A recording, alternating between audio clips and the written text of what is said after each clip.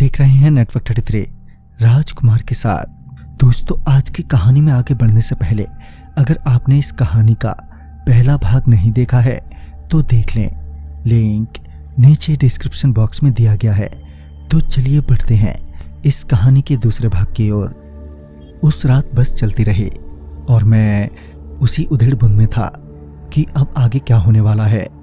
तभी अचानक ही बस की स्पीड बढ़ गई। मैंने जब खिड़की से बाहर की ओर देखा तो पाया कि बस से कुछ दूरी पर एक ट्रेन पास हो रही है और देखते ही देखते वो ट्रेन कुछ आगे जाने के बाद रुक गई और उसके बाद फिर बस भी। बस के रुकते ही बस ड्राइवर को छोड़कर वो दोनों पैसेंजर बस से तेजी से उतरे और जल्दी से ट्रेन की ओर भागे। अब बस में मैं और वो बस ड्राइवर ही थे। उस बस ड्राइवर ने शुरू से अभी तक एक बार भी पीछे पलटकर नहीं देखा और यही मौका था मेरे पास वहां से भागने का। मैं बिना कोई आवाज किए अपना सामान लेकर बस से नीचे उतर गया। बस से उतरने के बाद मैंने पाया कि ये पूरी जगह खुली है। ऐसे में मैं उनसे ज्यादा दूर भाग नहीं सकता था क्योंकि खुली जगह होने के कारण मैं बड़ी ही आसानी से उनकी नजरों में आ जाता।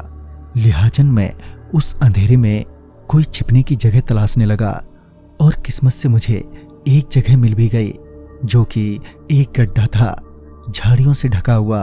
मैं उस गड्ढे में चुपचाप छिप गया और उस बस का वहां से जाने का वेट करने लगा। लगभग 5 मिनट बाद वो ट्रेन वहां से निकल गई और वो दोनों पैसेंजर भी वापस आकर बस में बैठ गए, मगर बस अभी भी वहीं रुकी हुई थी। फिर कुछ देर बाद वो दोनों पैसेंजर बस से एक बार फिर नीचे आ गए और आसपास देखने लगे। ऐसा लग रहा था कि वो दोनों मेरे को ही ढूंढ रहे हों। तीसरा पैसेंजर तो मुझे ढूंढते ढूंढते मेरे बहुत ही करीब आ गया था।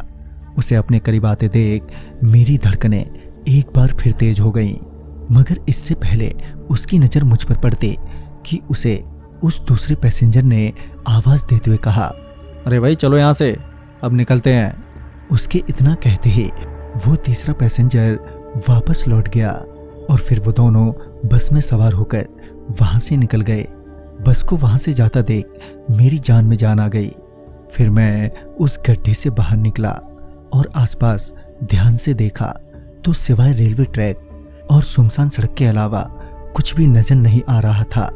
मैं अपना सामान लिए सड़क के किनारे किनारे चलने लगा, इस उम्मीद में कि कोई लिफ्ट मिल जाए या फिर रुकने के लिए कोई सुरक्षित जगह। तकरीबन 15 मिनट के चलने के बाद मेरे पीछे से एक तेज रोशनी आई। पीछे पलट कर देखा तो वो कोई बस आती हुई नजर आई। मैंने बस देखते ही हाथ देते हुए बस रोकने का इशारा किया और बस के रुकते ही मैं अपना सामान लिए बस में चढ़ गया। बस में बैठने के बाद जब मैंने आसपास देखा तो पाया कि बस में मेरे अलावा 4 लोग ही हैं। फिर जब मैंने उन 4 लोगों पर गौर किया तो मैंने पाया कि उन 4 में से 2 तो वही पैसेंजर हैं जो पिछली बस में थे।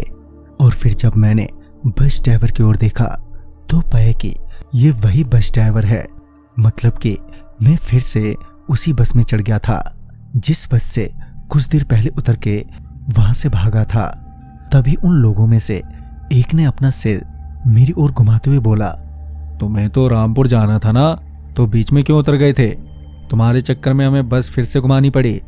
मैं तो पहले से ही डर के मारे अधमरा हो गया था। ऊपर से अब ये बिना आंख वाले पैसेंजर को देखकर मेरी बच्ची कुछ सांसें भी खत्म होने के कगार पर पहुंच गई थी।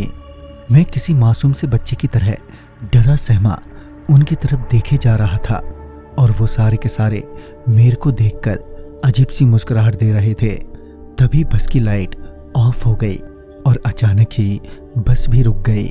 बस के रुकते ही एकदम से सन्नाटा पसर गया। तो दोस्तों, आगे क्या होने वाला था धर्मेश जी के साथ? क्या वो सही सलामत रामपुर पहुंच जाएंगे? ये जानने के लिए देखना ना भूलें कल रात 9 बजे। तो वीडियो आपको अच्छा लगा हो तो लाइक शेयर करें। तब तक के लिए बाय एंड टेक केयर।